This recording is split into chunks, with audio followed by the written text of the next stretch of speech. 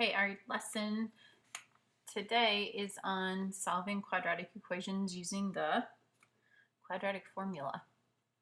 So when we look at this, yesterday we solved equations by factoring, by graphing and factoring.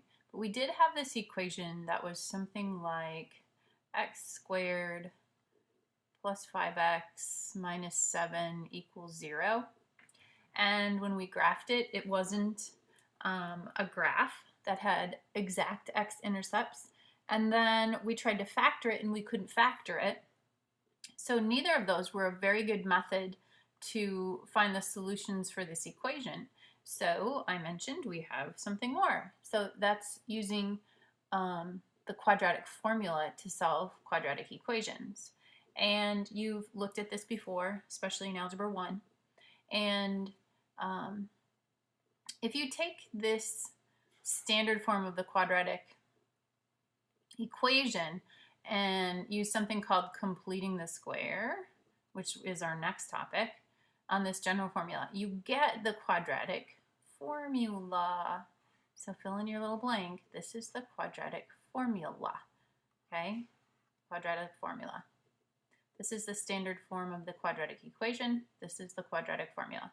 So x is equal to the opposite of b plus the square root of b squared minus 4ac all over 2a, and x is equal to the opposite of b minus the square root of b squared minus 4ac all over 2a. So it's two answers here. One where you compute it with adding here, one where you compute with a subtraction right there. So part of this formula, this part right under here, actually the part under the radical, is something special, and it's actually called the discriminant. And it will tell us a bit about our solution. So this part, b squared minus 4ac, is called the discriminant. This discriminant, if we figure out what it is, it tells you the numbers and types of solutions or roots to the equations. So you're going to fill in your little table here. And this is the part, remember, that's under the radical. So we have a plus and minus out front here.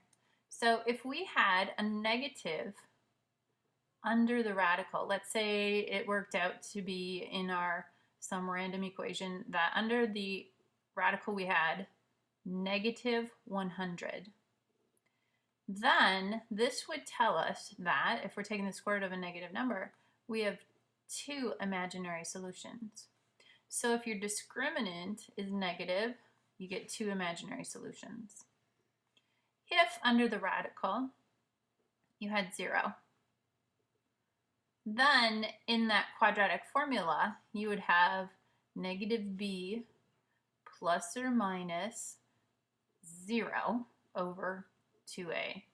So it would just be negative b plus 0, oh that's negative b over 2a, or negative b minus 0 over 2a.